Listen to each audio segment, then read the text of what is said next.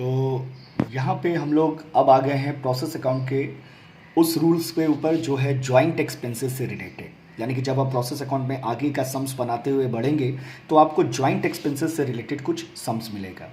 तो joint expenses के rule को दो पार्ट में बांटा गया है। पहला रूल है कि when distributed joint expenses are equal to joint expenses, यानी कि जो डिस्ट्रीब्यूटेड जॉइंट एक्सपेंसेस है जो हम लोग पार्टनर के बीच में डिस्ट्रीब्यूट कर रहे हैं उसका अमाउंट और जो क्वेश्चन में जॉइंट एक्सपेंसेस दिया है उसका अमाउंट दोनों इक्वल है।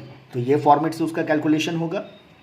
सेलिंग प्राइस तीनों का यहां लिखेंगे, लेस माइनस करेंगे एस्टिमेटेड प्रॉफिट, जो क्वेश्चन में दिया हुआ है एस्टिमेटेड प्रॉफिट परसेंटेज में दिया रहता है, सभी के सेल के ऊपर निकाल लेंगे। Sale price minus estimated profit मेरा आ गया टोटल कॉस्ट ऑफ प्रोडक्शन।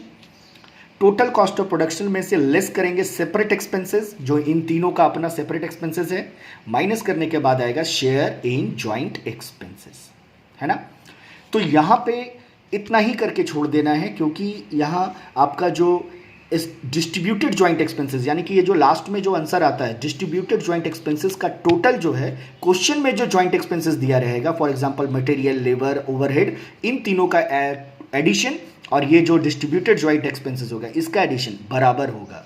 तो आपका फॉर्मेट यहीं पे कंप्लीट हो जाता है।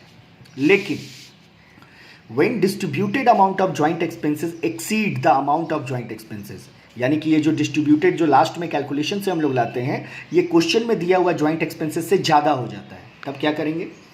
Selling price ABC less estimated profit, मेरा आ गया टोटल कॉस्ट ऑफ प्रोडक्शन, उसमें लेस करेंगे separate expenses. Separate expenses less करने के बाद अभी भी जो बैलेंसिंग फिगर बच रहा है उसको माना जाएगा सेलिंग ओवरहेड। आई रिपीट, आपका जो बैलेंसिंग फिगर सेपरेट एक्सपेंसेस को माइनस करने के बाद जो कंपेयर करते हैं उसमें अगर आपका कोई बैलेंसिंग फिगर बच रहा है तो उसको माना जाएगा सेलिंग ओवरहेड और डिफरेंस को डिस्ट्रीब्यूट किया जाएगा on the basis of sale. As we know कि सेलिंग एक्सपेंसेस यानी कि सेलिंग एंड डिस्ट्रीब्यूशन एक्सपेंसेस को हमेशा सेल्स के रेशियो में बांटा जाता है। अब जो बैलेंसिंग फिगर आया that is called share in joint expenses.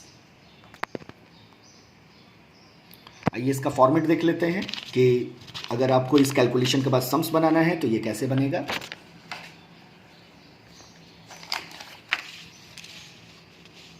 Format of main product account, यहां पे थोड़ा सा स्टूडेंट को अलर्ट रहना है कि मेन प्रोडक्ट जो है उसमें उसका अपना सेपरेट एक्सपेंसेस और उसका जॉइंट एक्सपेंसेस दोनों को ही दिखाना है। तो मटेरियल जॉइंट और सेपरेट, लेबर जॉइंट और सेपरेट, और ओवरहेड जॉइंट और सेपरेट। सेलिंग एक्सपेंसेस केवल उसका अपना पर्सनल होगा जो हम लोग उसको सेल्स के रेशियो में बांटते हैं। क्रेडिट साइड में जैसे ए मेन प्रोडक्ट बना रहे थे उसके साथ में बी बाई प्रोडक्ट बन गया, तो बी बाई प्रोडक्ट में केवल उसका शेयर इन जॉइंट एक्सपेंसेस को यहाँ लिखना है, क्योंकि टोटल जॉइंट एक्सपेंसेस में बी का जो उसका अपना जॉइंट एक्सपेंसेस है जो कैलकुलेशन से निकाला गया वो यहाँ आ जाएगा। सी का भी अपना जॉइंट एक्सपेंसेस है, शेयर है, उसको भी कैलकुलेशन से निकाला गया है, क्रेडिट साइड में आएगा। और अब इस डेबिट के टोटल से क्रेडिट के टोटल को माइनस करेंगे। याद रखिएगा डेबिट में ए का अपना सेपरेट एक्सपेंसेस भी है और जॉइंट एक्सपेंसेस भी है। इस टोटल से केवल बी और सी का जॉइंट एक्सपेंसेस को माइनस किया गया, तो वापस हमारा आ गया cost of sale balancing figure. अब इस कॉस्ट ऑफ सेल में आप प्रॉफिट जोड़ दो और सेल कर दो, बात बराबर है।